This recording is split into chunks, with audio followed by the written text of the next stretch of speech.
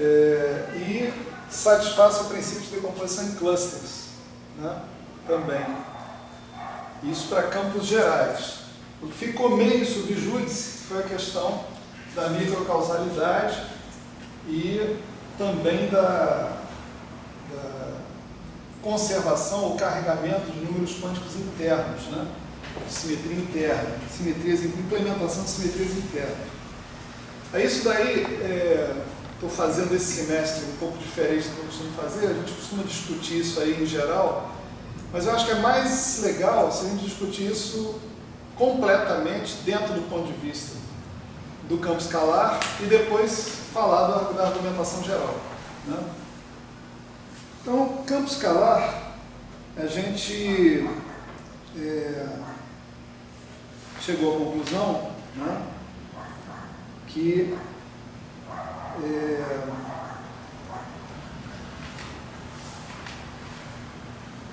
a expressão, né, para os campos de aniquilação e de criação, né, dada consistentemente por isso aqui, né?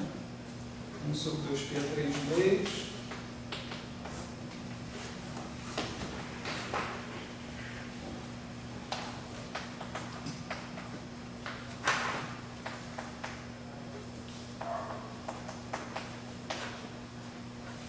E você tem uma expressão parecida do φ menos de x, né?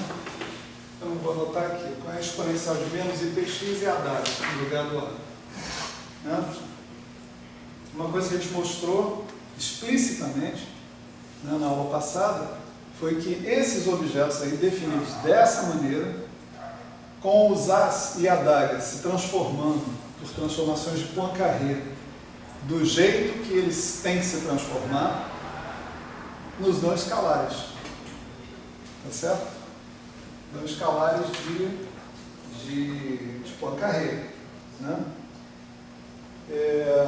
A gente usou as equações master, né? Aquela equação master, para chegar ao limite final, né? Você vê que aqui, o que está aparecendo aqui é que essencialmente o U, aquele coeficiente da combinação linear, é uma constante, que a gente escolheu 1 sobre raiz de 2m, né? Que é independente de P, isso que é o mais importante, na verdade, né? E isso montou uma expressão para as componentes de criação e de aniquilação do campo, né? Aí nós começamos a investigar a questão da microcausalidade, né? A questão da microcausalidade tem a ver com a gente pedir que a nossa densidade de hamiltoniano de interação comute quando você tiver separações tipo espaço, né? Como a gente monta a nossa densidade de hamiltoniano de interação, né? De que maneira que a gente monta? Em princípio, como um polinômio nos campos, com os coeficientes escolhidos como tensores invariantes sobre o grupo de Lorentz, né? Sobre uma determinada representação do grupo de Lorentz, para que o H de x seja uma densidade escalar de Poincaré, né? Então, maravilha. Então, se você pede que um H de x comute com H de x' para separações x', essencialmente o que você está falando é que as componentes de criação presentes no H de x devam comutar com as componentes de aniquilação presentes no H de x, né, para x diferente de x'. Para x menos x' tipo espaço, né? Para testar isso, vamos ver, isso aí acontece, né?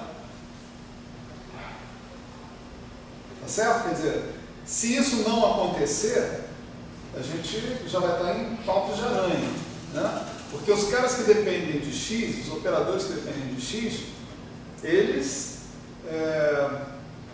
ao não comutar, vão deixar a gente tendo que bolar um mecanismo pelo qual essa comutação possa se dar, né? Então a gente calculou com esse objetivo, a gente calculou o comutador ou o anticomutador, aí depende, né?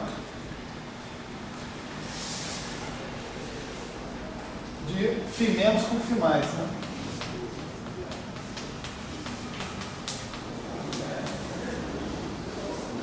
Pode ser comutador ou anticomutador, né? A questão aí se vai ser comutador ou anticomutador depende da álgebra que os operadores de criação e aniquilação satisfazem. A gente viu que dependendo de serem bósons ou férmions, as partículas que o cara está criando, elas podem satisfazer relações de comutação ou de anticomutação. No caso dos campos, esses operadores A, que estão aparecendo aqui, e os adaga, criam e aniquilam e criam partículas de spin zero. Isso já ficou claro, né? Mas a pergunta é, essa partícula de spin zero é um bóson ou é um férmion? Até o momento, eu não sei. Tá certo? Quer dizer, eu sou obrigado a usar relações de comutação ou de anticomutação, né? Obedecidas pelos operadores de aniquilação e criação associados. Eu não sei. Né? Então, abri a possibilidade de ter relações de anticomutação ali também, caso as relações de anticomutação que sejam obedecidas, e não as de comutação. Se for isso, aí isso vai implicar uma estrutura diferente para o H de x também, mas não tão diferente que eu não possa trabalhar, obter uma condição de microcausalidade. Comutador de H de x com H de x' para x menos x', tipo espaço igual a zero. Né?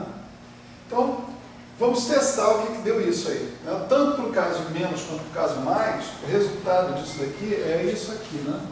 Esse delta mais de x menos y, né? Que a gente mostrou na aula passada, que era isso aqui, 1 sobre 2π3 integral d3p sobre 2p0 e aí p x menos y. Né?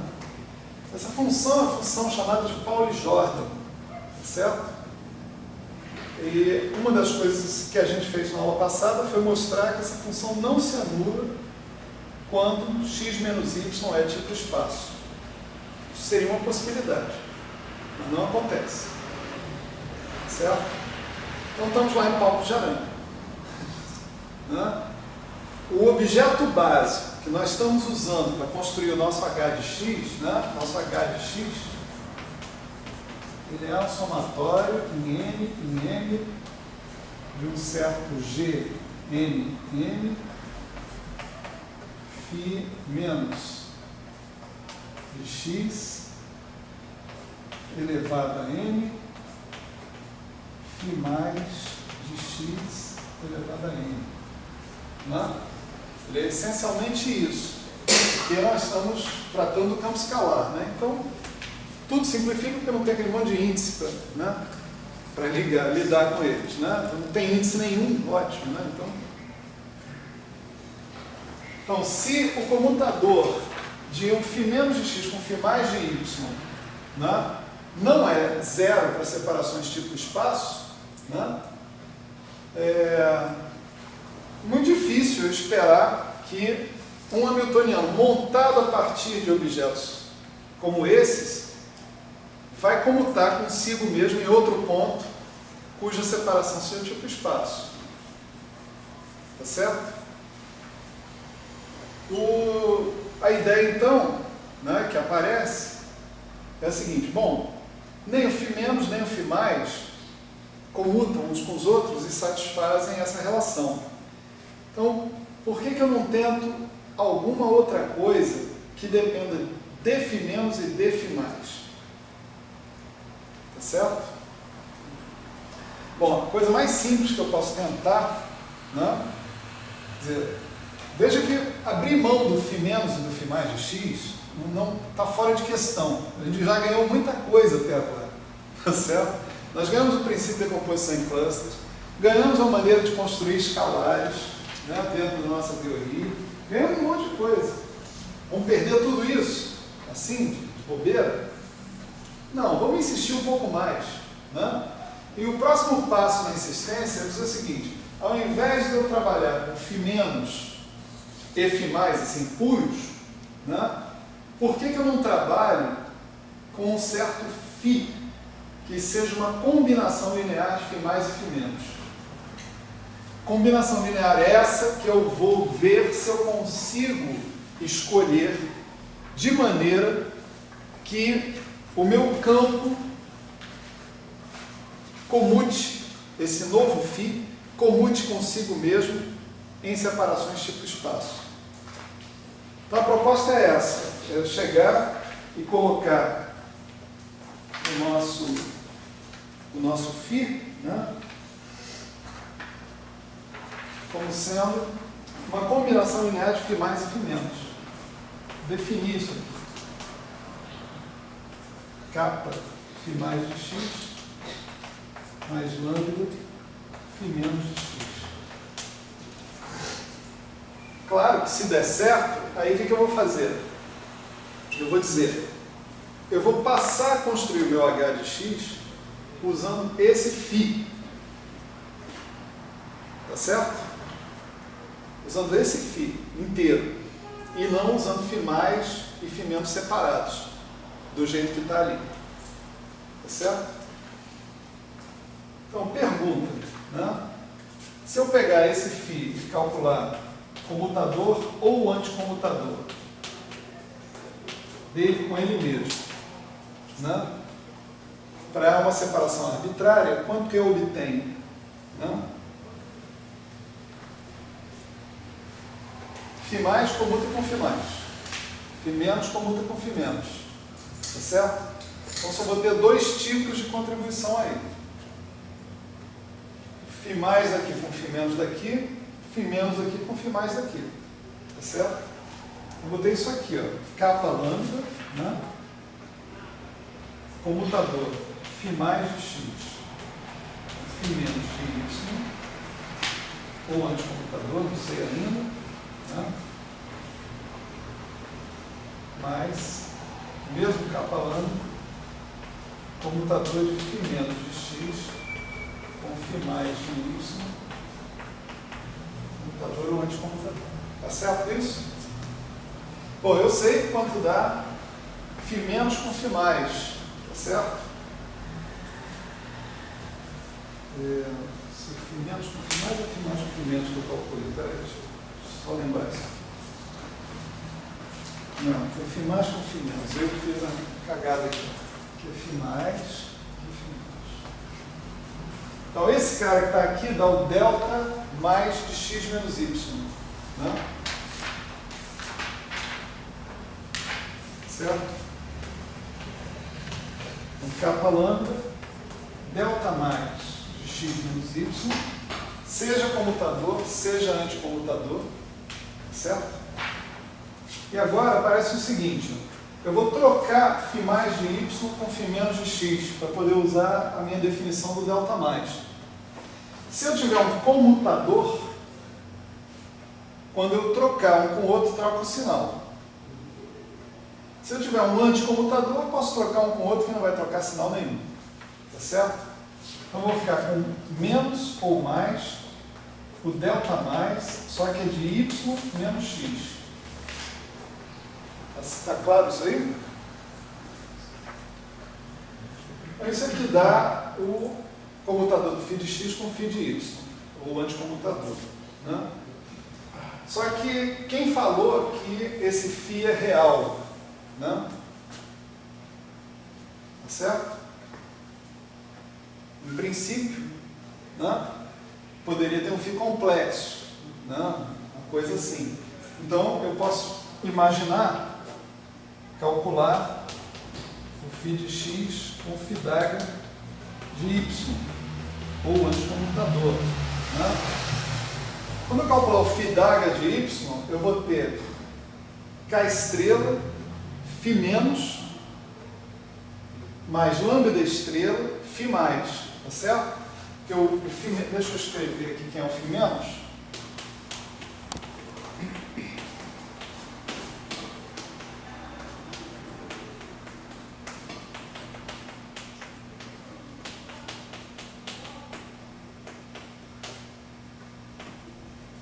eu tomar o φ mais, né? Isso aqui vai em menos, esse aqui vai no daga. Então vai exatamente no φ mais.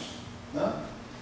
Então aí vai ficar a parte φ mais com o φ mais daga. E a parte φ menos com o φ menos daga. Tá certo? Então, o que eu vou obter aqui vai ser módulo de kappa ao quadrado comutador ou anticomutador. Φ mais de x, φ menos de y, como antes, menos mais módulo de lambda ao quadrado, comutador, φ menos de x, φ mais de y, menos mais. Certo? São sempre dois termos que contribuem, só que eles mudam, né, de um contexto para o outro. Né? Bom, aqui novamente, né, eu obtenho módulo de kappa ao quadrado, φ mais com φ menos é o delta mais. Certo? E aqui eu tenho, novamente, passando φ mais para cá, φ menos para lá, se for o comutador, troca de sinal. Se for anticomutador, não troca. Então eu vou ter menos mais, módulo de lambda ao quadrado, delta mais de y menos x. Certo? Então esse objeto aí, eu estou calculando para x e y genérico. Né? Sejam eles quem forem. Não tem muita cara, né, de que está dando zero, deixando de dar zero, nem nada. Só que ele só tem que dar zero e deixar de dar zero, né, para separações tipo espaço. X menos y ao quadrado menor que zero.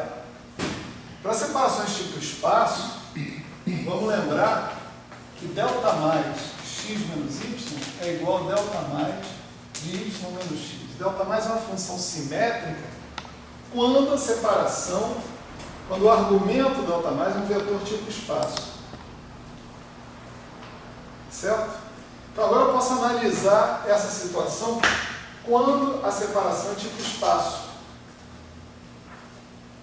E aí eu vejo o seguinte, ó, comutador de φ de x ou anticomutador de φ de y. Olha só, se x menos y é tipo espaço, esse cara é igual a esse. Então, eu termino com isso aqui, ó, kappa lambda, delta mais x menos y, 1, menos mais 1. Tá certo? Aqui embaixo, termino com isso aqui, φ de x com φ de y menos mais é igual a módulo de kappa ao quadrado menos mais módulo de lambda ao quadrado delta mais x menos y. Certo? Porque delta mais de y menos x fica igual a delta mais x menos y. Só quando a separação é tipo espaço. Eu não quero que esse negócio seja zero. Né? Para que isso aqui seja zero, é preciso que eu escolha a relação de comutação ou de anticomutação.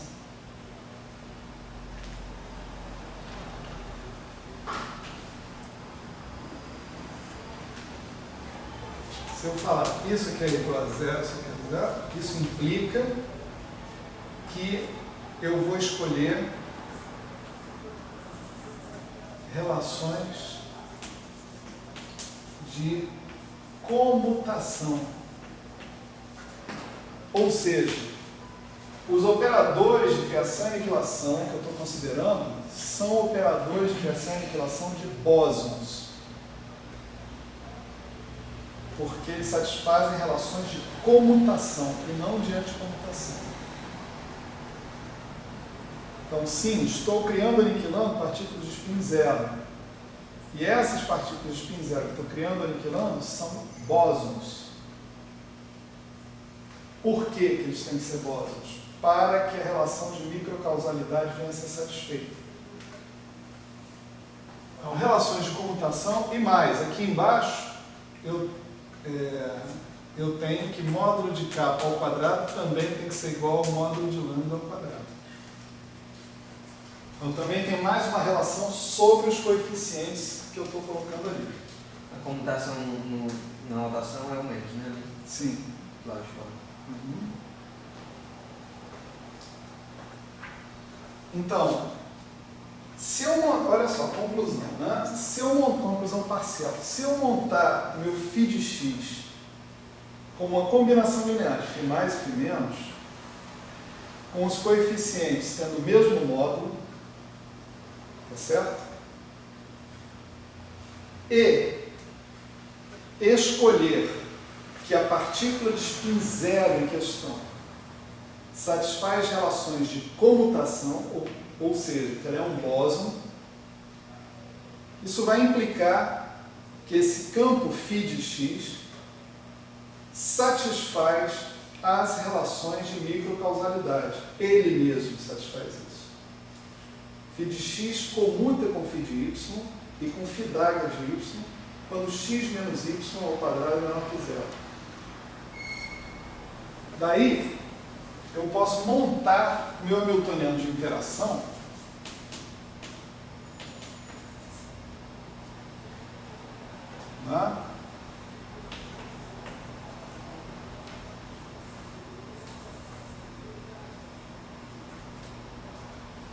dessa maneira, né?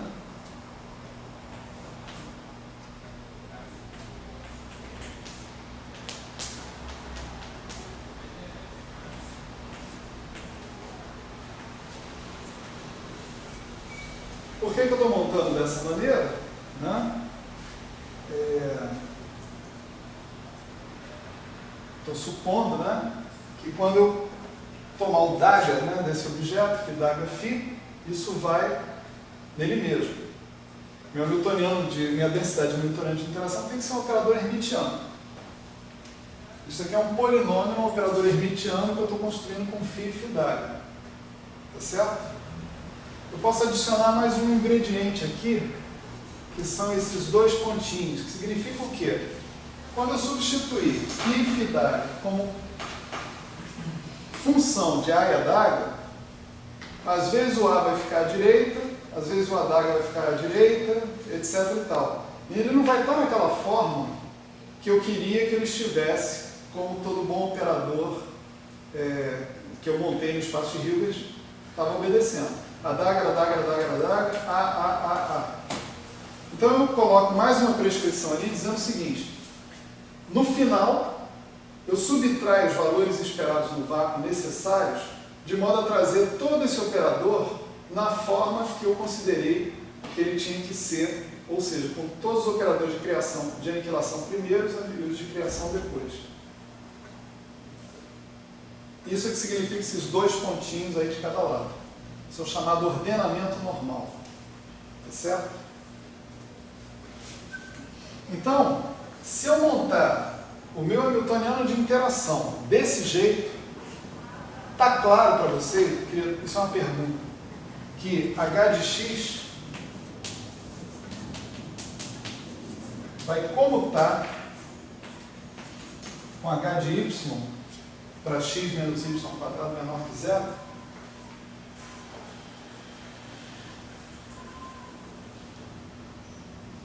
O h é composto por esses φs. É certo? H é composto por esses φs. A diferença entre esse cara com dois pontinhos e o cara sem dois pontinhos é a subtração lá do monte de constantes. É certo? Essencialmente. Isso significa escolher um bóson. Quer dizer que a minha hamiltoniana está sendo construída através de operadores bósons. Sim. Significa que aqueles operadores de criação e aniquilação são operadores de criação e aniquilação de bósons. Isso a gente não sabia. O que a gente está dizendo é o seguinte: para essa estratégia funcionar, para produzir uma teoria que satisfaça o requisito de microcausalidade, isso só tem chance de funcionar com essa estratégia se eu estiver escolhendo bósons. Não dá. Desse jeito aí não dá. Aí você tem que inventar outro jeito. E tem o campo escalar fermiônico. Tem que inventar outra forma de fazer. Se você conseguir.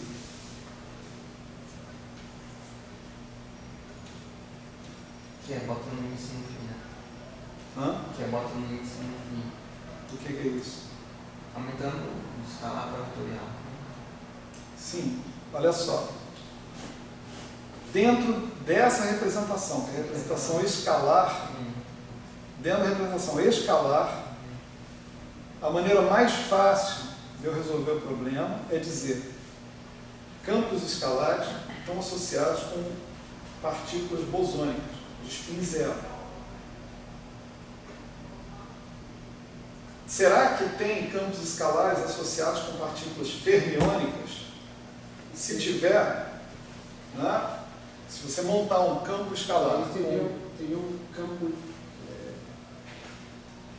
espinorial de spin zero. Não é um campo espinorial de spin zero, é um campo escalar de spin zero. A pergunta é essa. Não, mas aí se isso fosse um spinor, se isso quer Não, dizer mas não é um spinor. Sim, não é, claro que não é. Não é, eu estou fixado na representação escalar do grupo de Lorentz. Não é um spinor. Spinor de spin zero? Não é um spinor de spin zero, não confundam as coisas.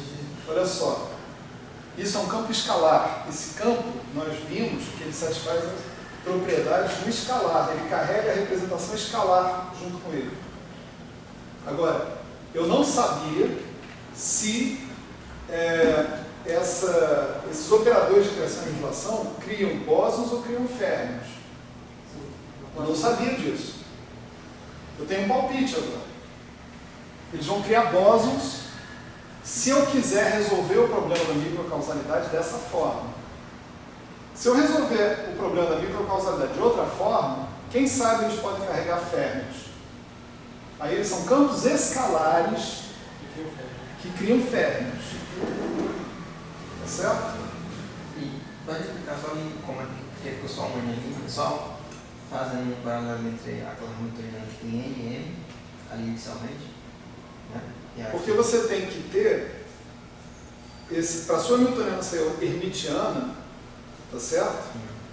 O jeito dela ser uma hamiltoniana hermitiana é ela ser construída a partir de φ'(φ). Se ela tiver um desequilíbrio, se ela tiver φ' elevado a n, φ elevado a n, quando você tomar o adjunto, você não obtém o mesmo termo dentro do seu hamiltoniano. Não é? Então não preciso mais, eu não posso mais pegar e imaginar que φ' e φ não vão entrar na mesma potência em cada termo do seu hamiltoniano. O teorema de spin estatística. Esse aí é o teorema de spin estatística. Mas, bom, tem um argumento geral do argumento do teorema. Ele pode ser mais geral do que isso ou ele parte da suposição que construi o campo dessa forma? De que outra forma você construiria um campo?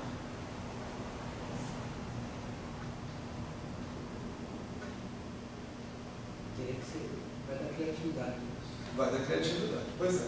Então vamos dizer, o teorema de spin estatística ele vai partir do seguinte pressuposto. Suponha que você construa o campo daquele jeito. Não é exatamente daquele jeito, porque se a representação for diferente, vão aparecer os coeficientes, etc, etc e tal. Né? Suponha que você construa o campo daquele jeito. Se você construir o campo daquele jeito e quiser que a sua hamiltoniana satisfaça a condição de microcausalidade, você vai ter que quantizar partículas de spin inteiro como bósons e partículas de spin semi-inteiro como férmions. Você vai ter que assinalar relações de comutação para os operadores associados, de criação e aniquilação, associados com spins inteiros, e vai ter que assinalar relações de anticomutação com operadores de criação e aniquilação associados com spin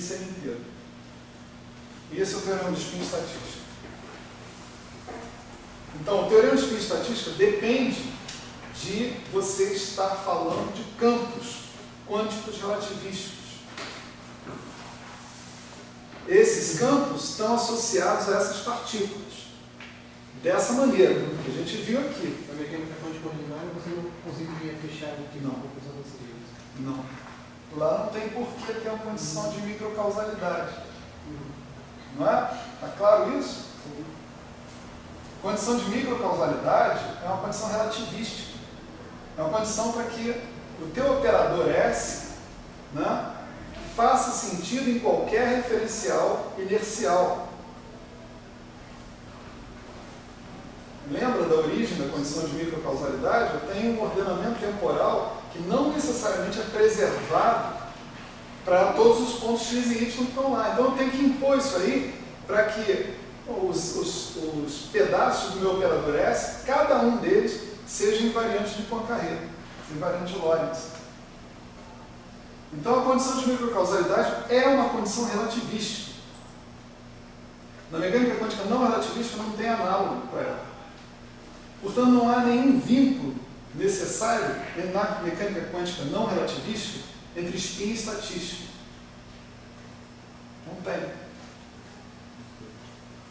Se a gente quer que partículas de spin inteiro sejam bósons, se partículas de spin inteiro sejam férmions, a gente tem que estar numa teoria relativística. É uma consequência de uma teoria relativística. Ali naquele, no H, no primeiro, ali é F menos e F mais, né? E um é o emitiano do outro, né? F mais é emitiano, conjugado é o F menos. Adjunto, você pode falar. Um, né? Quando você tira o H de um, é o outro, não é isso? Aí se eu tirar o emitiano daquela matriz, aí fica... Que matriz? Não, do operador, do H. Aí fica... Daquele lá? É, daquele hamiltoniano. Não sei. Não tem um... Porque eu... Olha aqui. Depende do GNM que a gente estiver colocando ali. Não? Porque eu pensei que o φ mais ia virar φ menos com n expoentes e o φ menos ia virar φ mais com n expoentes. Só que, como se diz, tem que ter a mesma quantidade. Pode ser que ali, eu não analisei aqui, tá? Pode ser que isso aí se aplique ali naquela expressão também, não tem problema. Não quer dizer que ali é mais geral, então. Eu coloquei um troço lá genérico. O que eu quero dizer com isso aqui? O que eu quero dizer com isso? Quero dizer que esse H é construído como um polinômio de φ mais e φ menos, é isso que eu quis dizer, certo? Se a gente vai ser obrigado a M ser igual a M, não tem problema. Se for obrigado, o argumento não muda. Não, mas aqui está obrigando, porque está querendo a obrigação é justamente por causa da emitiano. Tá. É isso? Pode ser que seja igual, não tem problema. Olha só, Alexandre. Às vezes eu me preocupo que você perca a essência do argumento.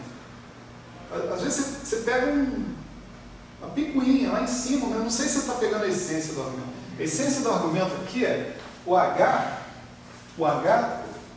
é construído com φ menos e φ mais.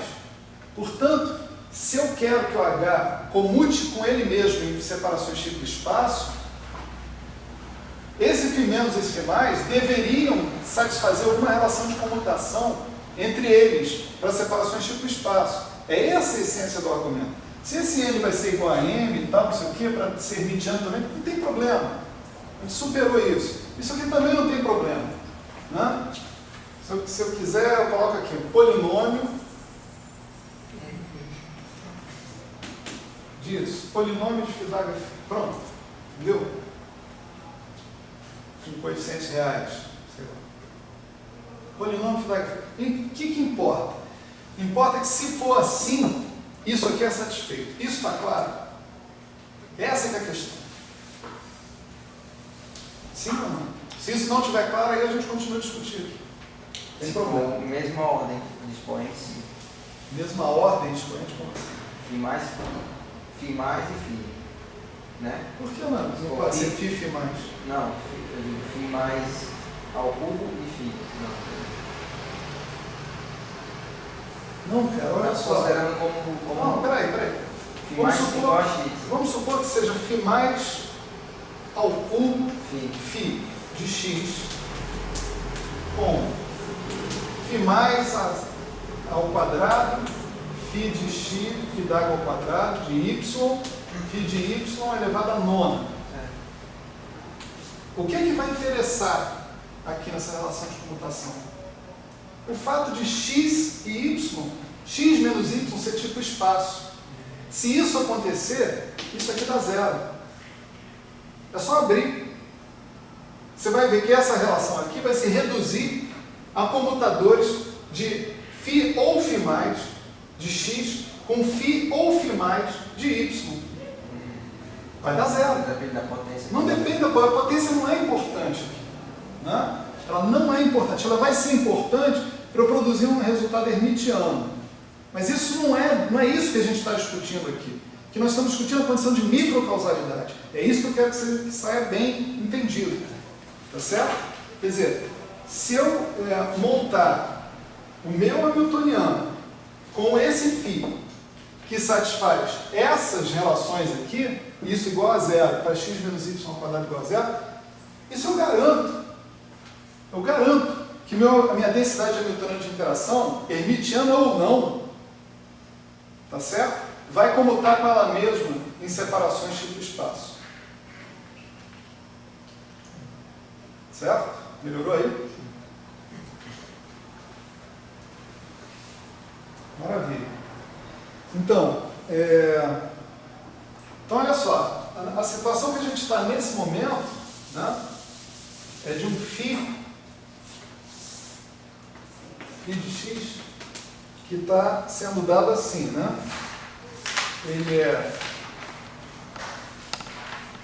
módulo de kappa, né?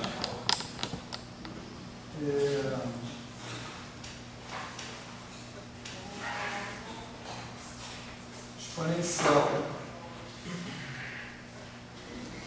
de I argumento de kappa vezes φ mais, né, de x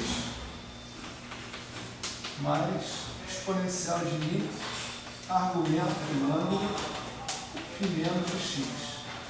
Tá certo? O módulo é o mesmo desses dois números, kappa e lambda. Então, estou dizendo que todo mundo é módulo de kappa. Né? E estou isolando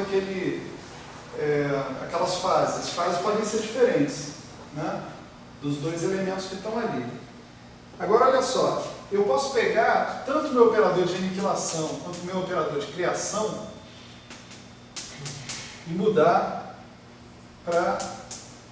por uma fase arbitrária.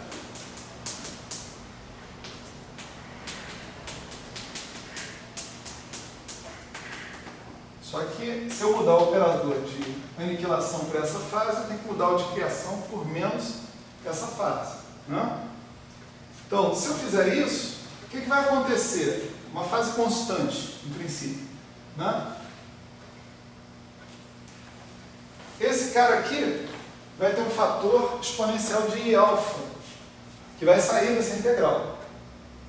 Esse cara vai ter um fator exponencial de menos Iα. Tá certo? Então isso significa que aqui eu vou ter mais alfa e aqui eu vou ter menos alfa. Tá certo? Essa mudança dos operadores de criação e aniquilação é uma mudança trivial de fazer, porque simplesmente quer dizer que eu estou mudando a fase dos estados de uma partícula.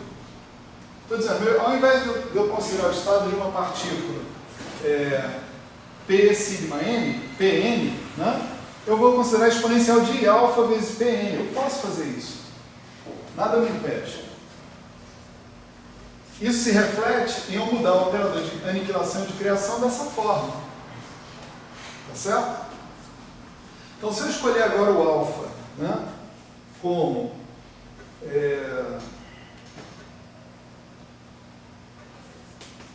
um meio do argumento de lambda menos o argumento de kappa, né? Então, você vai ver, se o alfa é um meio do argumento de lambda menos o argumento de kappa, esse cara aqui vai ficar I argumento de lambda mais argumento de capa sobre 2. Esse cara vai ficar menos I, argumento de lambda mais argumento de capa sobre 2. Vai ser a mesma fase. Então o nosso φ de x, ele vai virar exponencial de I sobre 2, argumento de lambda mais argumento de capa, φ mais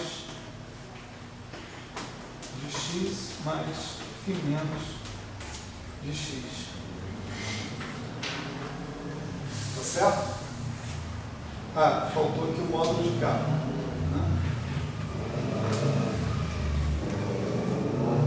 Então você vê, a menos um fator multiplicativo, tá certo?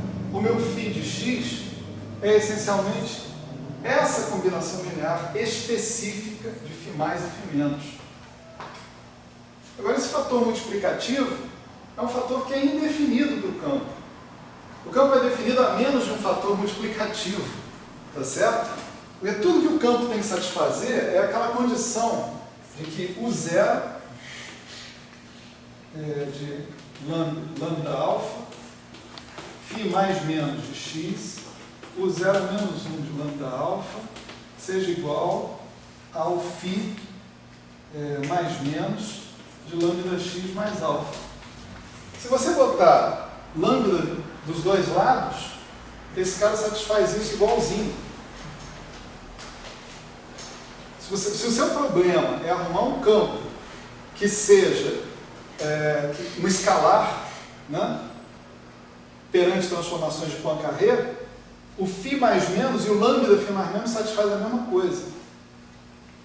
Então, já que eu posso definir o meu campo a menos de uma constante multiplicativa, né, eu não vou me preocupar com esse lambda e com esse k mais. Eu vou tirar eles daqui. Defino com 1 sobre isso, tá certo? De modo que isso não apareça. Isso significa que eu vou trabalhar com φ de x, que é φ mais de x mais φ menos de x, ou em outros termos, 1 sobre 2π a 3 meios, integral de 3π sobre raiz de 2π0, né? A de P, e aí px, mais a adaga de P, Pn, né?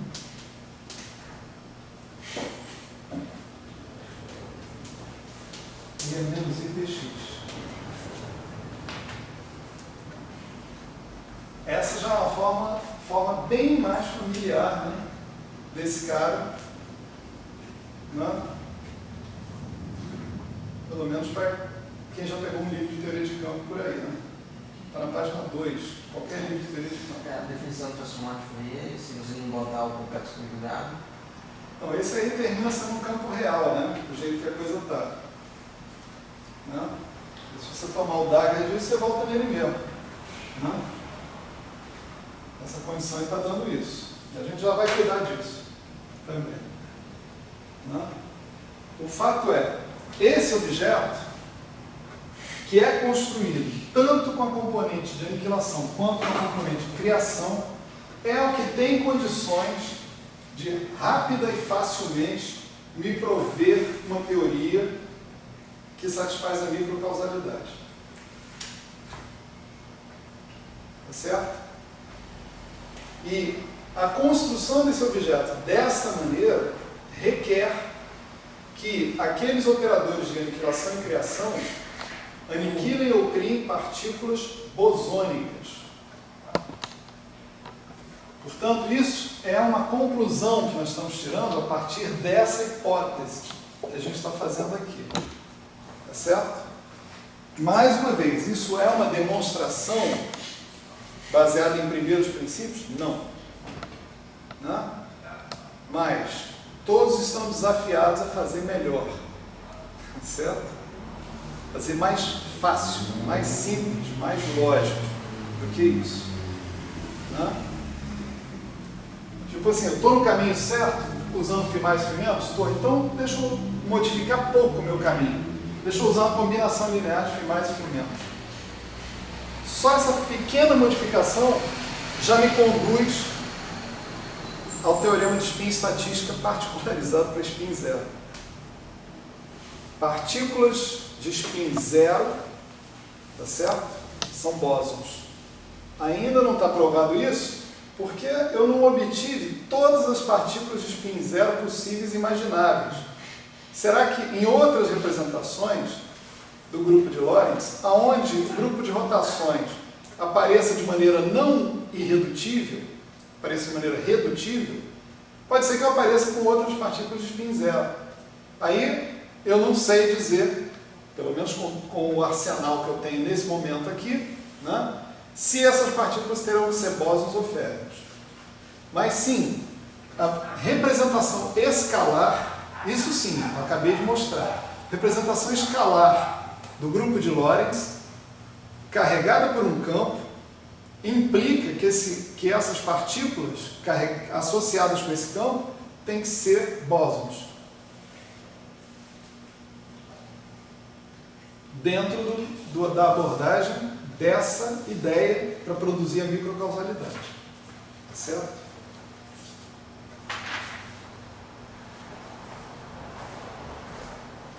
Tião, Diga. faz sentido eu perguntar se a expansão do campo em ondas planas está na representação de Heisenberg, de interação? A gente tem usado a representação de interação, né? Mas eu não sei se ali na evolução temporal eu posso dizer se ele está em alguma representação. Não, você está na representação de interação. Aqui, né? O tempo todo você está na representação de interação. Você está... você pode mudar de representação, a gente vai fazer isso mais tarde. A gente pode mudar. Agora, é importante entender o seguinte, que essa discussão sobre representações, etc. e tal, ela começa no momento, na verdade, em que você define o seu hamiltoniano, né? Representação de Heisenberg, representação de Schrödinger, você tem o aspecto central dessa história é a equação de Schrödinger. Né? Então, na medida em que você define o seu hamiltoniano, você diz como é que você construi o seu hamiltoniano, você pode começar a pensar nessa outra história. Mas aqui, nós estamos trabalhando basicamente com a representação de interação, desde o início. Né? Olha que interessante. Né? Nós agora queremos abordar a questão de números quânticos conservados, certo? Ou não. Né?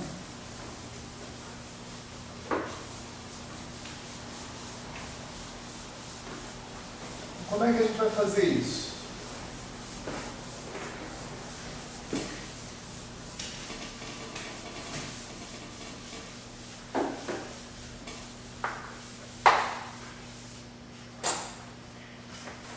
Fazer isso da seguinte maneira.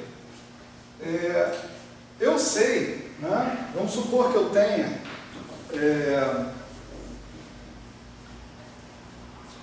eu estou dentro daquele contexto da discussão de números quânticos internos, tá certo? Então tenho os meus estados de uma partícula, eles são autoestados, né, de um operador de simetria, cuja simetria é gerada por um certo gerador Q. Lembram disso? Eu tinha um TA, uma simetria interna. A gente discutiu esse negócio aqui, hein, gente? TA, uma simetria interna. Eu tinha um U de TA, né? Uma simetria interna. Vamos fixar as ideias, né? Mas não necessariamente precisa no futuro ser só isso. Né? Uma simetria interna parametrizada, né? Por um parâmetro, θ, tá certo? Então esse meu P está virando um P de θ, tá certo? A ideia aqui é que o T de θ1 vezes T de θ2 seja igual a T de θ1 mais θ2. Isso aqui é a operação de simetria em questão. Tá certo? Por exemplo, uma rotação em torno de um eixo aqui seria uma coisa dessa. Mas eu não estou falando de rotações, porque rotações são operações de espaço-temporais. Vou supor que tem algum tipo de grau de liberdade interno do meu sistema, que não tenha nada a ver com espaço-tempo, que eu possa efetuar operações de simetria que satisfazem essas regras aí. Né? Então, o operador unitário associado com o T de θ, né, no espaço de Hilbert, né, se é uma simetria contínua, tem que ser um operador unitário. Se é uma simetria contínua, continuamente conectada com a identidade, tem que ser um operador unitário. Então, esse operador unitário, em princípio, pode ser escrito assim: E aí θQ. Uma representação, né, adequada da minha simetria, a gente discutiu isso lá atrás também, vai implicar que os meus estados de uma partícula são autoestados, né? Φ de P, sigma, N, assim por diante, né? Seja, Q1 é um alto valor do φ no estado de uma partícula associado com esse cara, Q2, Q3, assim por diante, Q1 mais Q2, φ de P, 1, sigma 1, 1, assim por diante. Isso tudo estou só revisando coisas que a gente falou quando a gente falou de simetrias internas. Tá certo? Então, se eu pensar no setor de uma partícula, isso daqui, né, essas equações que estão aqui, elas implicam que o Q tem relações de comutação bem definidas, tanto com A quanto com a W. Aqui eu estou particularizando para o caso das nossas partículas que a gente está vendo agora, tá certo? As partículas escalares, representação escalar. Né? Então, sigma é 0, senão teria um P sigma N aqui. Né? Então, o comutador de Q com A tem que ser menos Q de N, né? A de P sigma N. Como Q tem que ser hermitiano para que essa operação seja unitária, tá certo? Basta você calcular o DAGA desse cara aqui. E isso aqui é o comutador mesmo, tá certo? Porque isso aqui a gente está falando do comportamento do estado perante a ação, né, conjugada do operador U. Né? Sigma. Certo? Você pode explicar esse comutador? Não entendi. Vamos lá. Esse Q. Eu sei que o Q atuando no φ de P sigma N é igual a Qn, Q de N, φ de P sigma N. Não é isso? Agora eu observo o seguinte. O φ de P sigma N é o A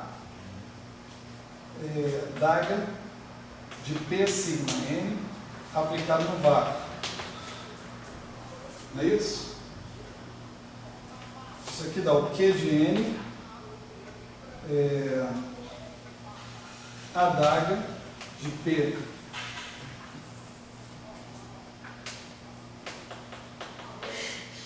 sigma N, P sigma N, atuando no vácuo.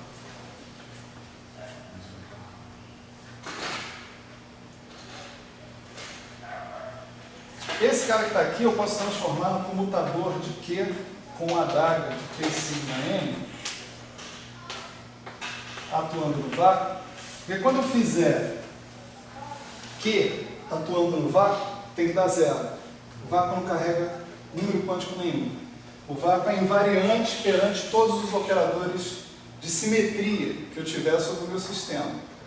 Isso significa que o Q, que é o gerador da simetria, tem que aniquilar o vácuo. Né? Então isso daqui me dá o Q de N, a DAGA de P sigma N, φ zero. Essa relação, então, que eu acabei de colocar aqui, ela se confirma para o vácuo.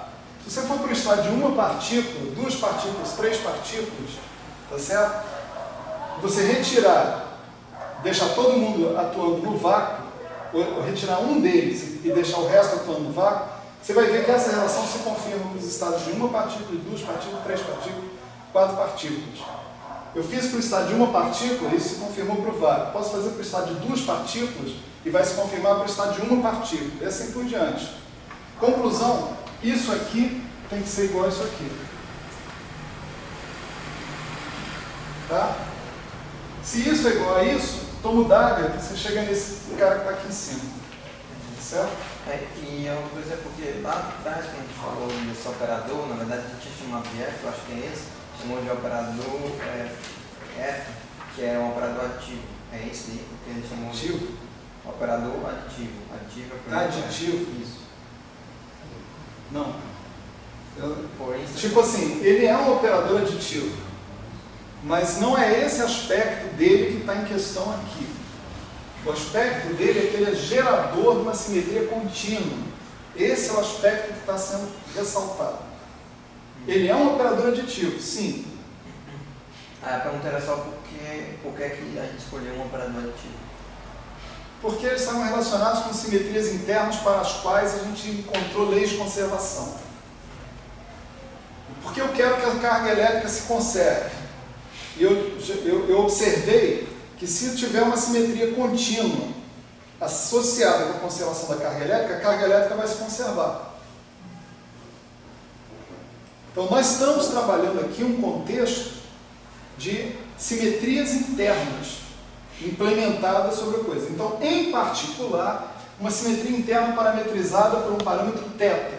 Isso é um caso particular. Mas o que nós aprendemos nesse caso particular pode servir mais tarde para o caso geral. Tá? Então, olha só. Vou pedir aqui, hein, gente? Menos foco... Não vou falar isso. Eu ia falar mais foco no global, mas isso não tem o menor sentido. Mais foco no global. Professor global.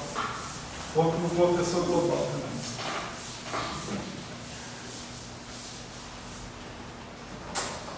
Então, olha só.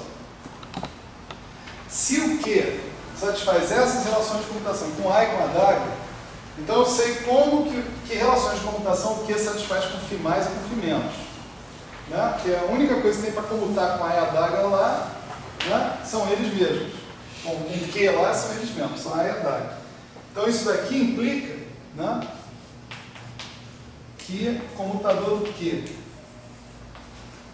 com φ mais de x é menos Q de n φ mais de x. Comutador do Q com φ menos de x vai ser Q de n φ menos de x. Aqui já tem sacanagem. Muita sacanagem. Lembra que quando a gente definiu φ mais ou menos de x, a gente tinha um somatório de sigma n e uma integral em D3P.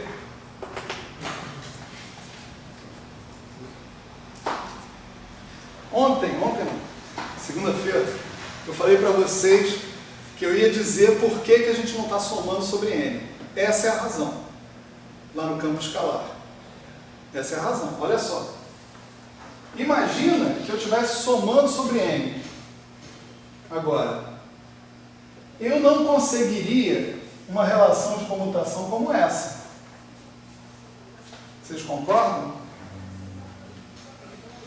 Se eu estivesse somando sobre n, eu teria comutador de Q com soma sobre n de tarará, por exemplo, a dagger de P sigma n. Né? Claro que o Q ia passar por cima dessa tralha toda, né? Ia virar soma sobre n, tarará, Q de n, a dagger de P sigma n. Né? Mas isso não é proporcional ao φ+, ao φ-, no caso, de x. Esse aqui é o φ-, e esse aqui não é o φ- de x, porque tem um fator Q de n aqui no meio.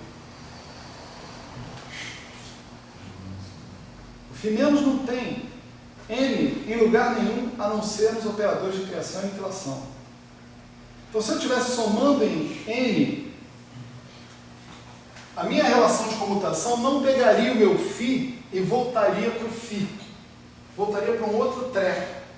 E por que é importante a minha relação de comutação pegar o φ e voltar para o φ? Vocês vão ver. Guardem essa razão na cabeça. Tá certo? Guardem isso na cabeça. Vai ficar evidente daqui a pouco por que é importante isso. Né? Porque isso tem a ver com a estratégia que eu quero usar, tá certo? Para implementar uma simetria interna no meu hamiltoniano. Tá certo? Olha só. Vamos supor que eu não estou somando sobre n. Se eu não estou somando sobre n, então essas relações aqui se seguem dessas. Certo? Comutador do Q com um certo φ+, é proporcional ao φ+. Comutador do Q com φ- é proporcional a φ-. Ok? Agora olha só. Se eu pegar o Q e comutar com φ+, mais o φ-, que era aquele φ que a gente acabou de colocar lá, o que vai acontecer? Esse φ+, mais φ- é o φ que eu preciso para microcausalidade, não é isso? Foi um suor para a gente conseguir esse cara. Então vamos preservar esse cara, né? Então, se eu colocar isso aqui, o Q com φ+ vai dar menos Q, né? O Q com φ- vai dar mais Q. Mas isso não é alguma coisa vezes o φ de x. Esse cara aqui é o φ de x.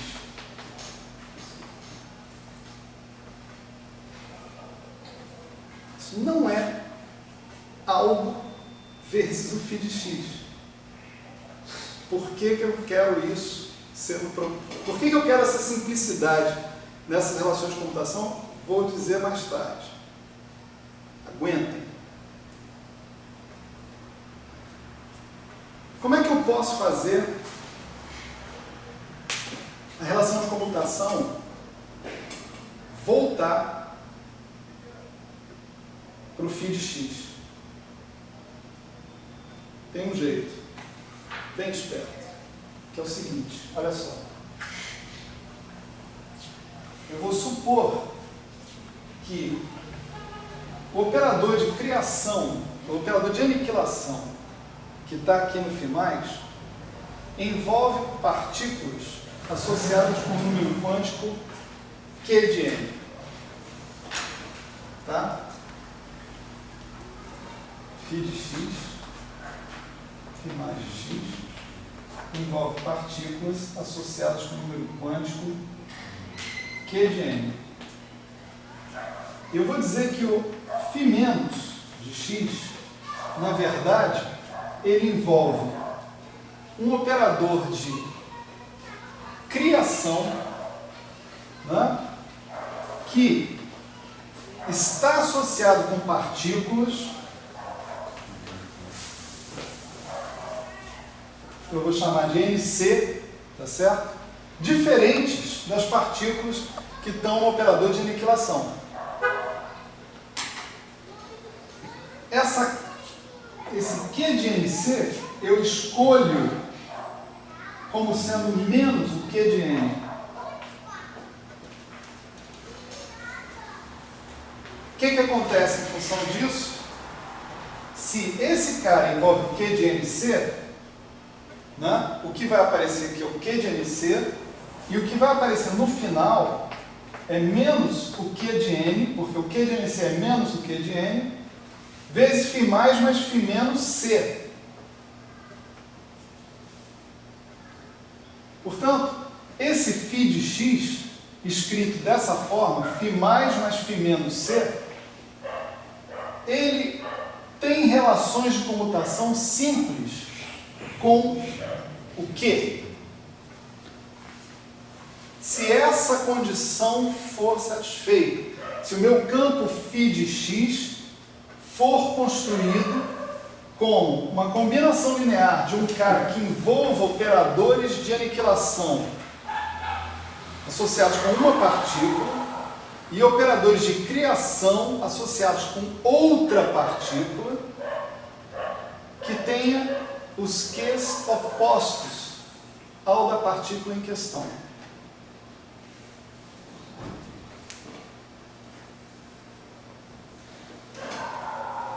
Então vejam só, se isso acontecer, olha o que acontece, olha que legal. Então, eu acabei de mostrar que o Q com o φ construído dessa forma é menos do Q de N φ de x. Portanto, Q com φ d'H vai ser Q de N φ de x. Tá certo?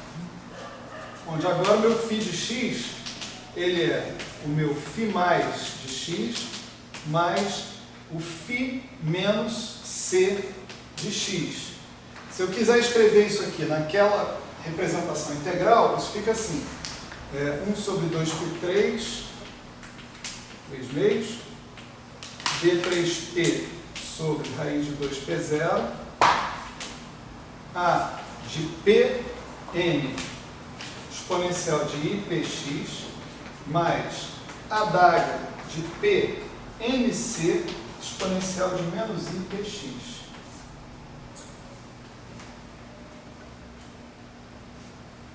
Certo?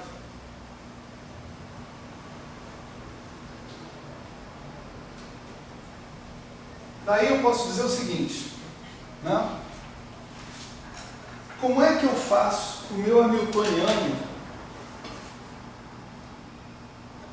Como é que eu faço o meu sistema possuir essa simetria?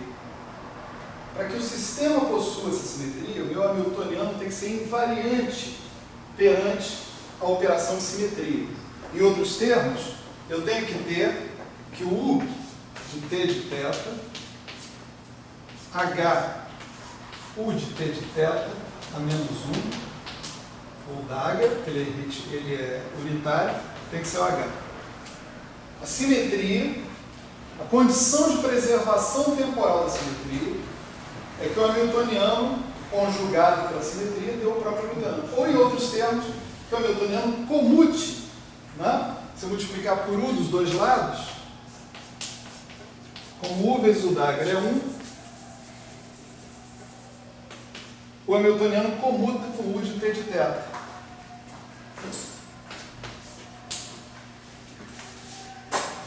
Certo? Essa é a condição para que eu tenha a simetria. Bom, para que eu tenha a simetria, então, eu posso fazer θ infinitesimal, e a condição necessária e suficiente para que isso aqui aconteça é que isso aqui aconteça. O hamiltoniano tem que comutar com o gerador da simetria. Isso é familiar, né? Todo mundo aí. Como que o hamiltoniano vai comutar com o gerador da simetria? O hamiltoniano ele é construído com φ e com φ d'H. Se φ e φ d'H não tiverem relações de comutação simples com o gerador de simetria, eu não vou conseguir fazer com que o hamiltoniano comute com o gerador de simetria de maneira óbvia. Mas olha só, se o hamiltoniano envolver um termo do tipo φ d'H φ, esse termo comuta com o gerador de simetria. Por que que ele comuta? Porque isso daqui é comutador de Q com φ d'H vezes φ mais φ d'H, comutador de Q com φ. não é isso? Comutador de Q com φ d'H é Q, é menos Q de N, é Q de NC, vamos colocar assim, Q de NC, φ d'H φ, mais menos Q de N, φ d'H φ. Né? Agora, como Q de NC é menos Q de N, isso aqui dá zero. Se eu montar o meu hamiltoniano composto de φ's e φ d'H de tal modo que o número de φ's e o número de φ d'H seja igual, o cara vai comutar com o hamiltoniano. O Q. Se o Q comuta com o hamiltoniano, eu tenho a simetria interna implementada, porque eu tenho as duas condições para ter uma simetria. Condição número 1, tem que ser uma representação unitária ou anti-unitária, unitária nesse caso. Condição número 2, né? Tem que comutar com a matriz S, com o operador S. Mas comutar com o operador S, no caso de simetria interna, nós já vimos no passado, é comutar com o hamiltoniano direto, tanto com o hamiltoniano livre quanto com o hamiltoniano de interação. Então essa condição aí, eu estou escrevendo o H completo, mas é uma condição que eu posso escrever individualmente para o H0 e para o V. Tá certo? O que eu descobri com essa história toda? Eu descobri que se eu montar o meu campo φ de x desse jeito, φ mais φ menos C, onde esse C significa que os operadores de criação estão associados com partículas de carga oposta. Estou chamando essa droga aqui de carga agora, eu não aguento mais falar altos valores de Q, certo? Pelo amor de Deus, me permitam, tenho piedade, certo? Então, se o meu Q, né, se eu construir um hamiltoniano com campos associados a partículas de carga oposta, misturados com partículas da mesma carga, né, eu consigo implementar simetrias internas. Entre elas, uma linda e maravilhosa simetria, que é a simetria 1, que leva à conservação da carga elétrica. Então, o requisito de que eu queira implementar, né, a conservação de certos números quânticos como consequência de simetrias que o meu sistema possua, é a introdução de antipartículas. Está cedo para falar esse termo ainda. Ainda falta uma coisa para falar esse termo, que é o seguinte, é uma coisa que qualquer um tem que perguntar, tem obrigação de perguntar agora, nesse momento. Tá legal, você fez um sacrifício danado para mostrar que isso aqui satisfaz a condição de microcausalidade. Tá certo? Agora você vem aqui e estraga essa merda. Você tem que garantir, você tem que voltar lá na condição de microcausalidade e ver se ela está satisfeita, cara. Não enche meu saco, né? Então vamos lá, cara.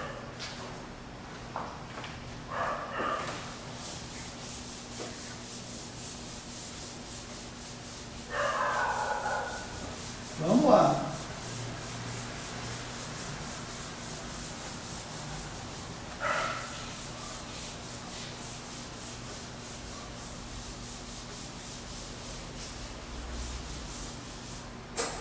Vamos fazer aqui, ó. Vou deixar aqui o que a gente está querendo. Né? O que é isso?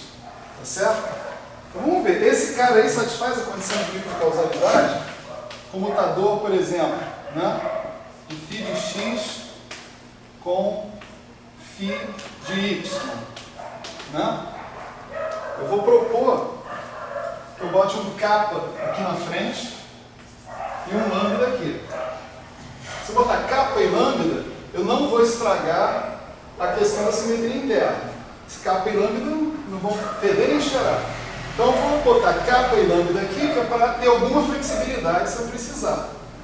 Vamos botar um kappa e lambda lá. Então, φ com φ, né? Vamos abrir aqui. Vai dar kappa, φ mais de x, mais lambda, φ menos c de y, com kappa, φ mais de y de x, né? De y mais lambda, φ menos c de y. Né? Então vamos lá. Esse com esse, né?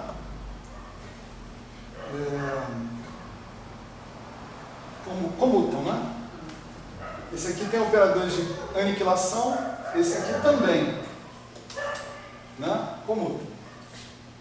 Esse com esse comutam. Por quê?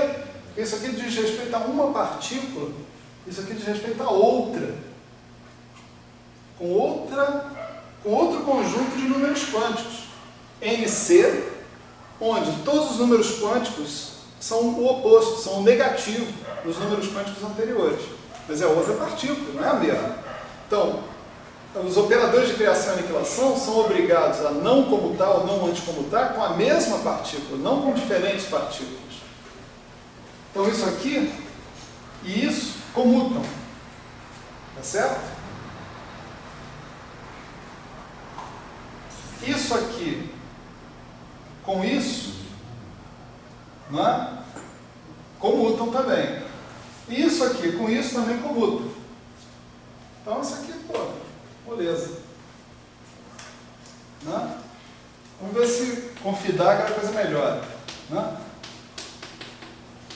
Isso aqui tá bom até demais. Não é? Vamos voltar para o menos e mais, hein? Tá? Vamos deixar. Vamos arriscar tudo. Né? Então, com o menos, com o φ e o Fidaga, agora isso aqui vai virar φ menos e isso aqui vai virar φ mais. Tá certo? Deixa eu ver.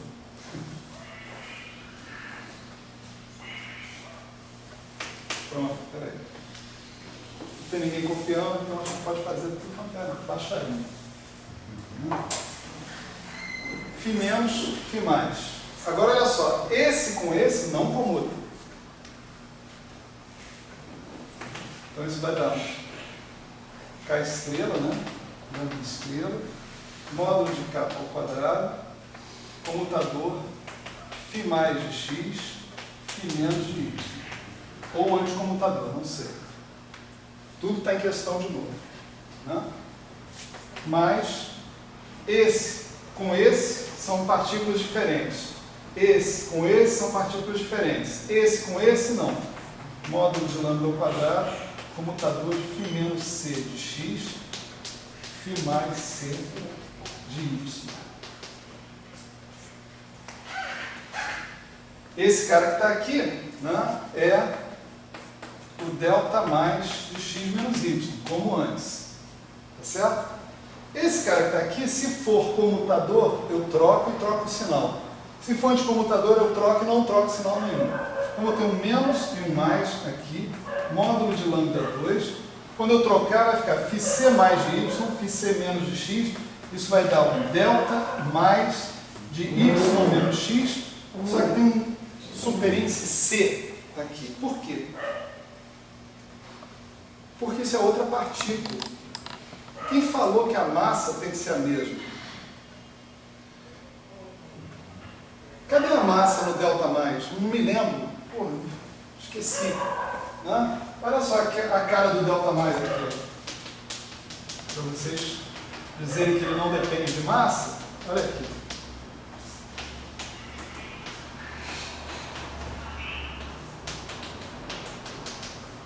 Ele depende de massa em dois lugares. Aqui tem um P0 e aqui tem um P0. E o nosso P0 é raiz quadrada de P2 mais M2.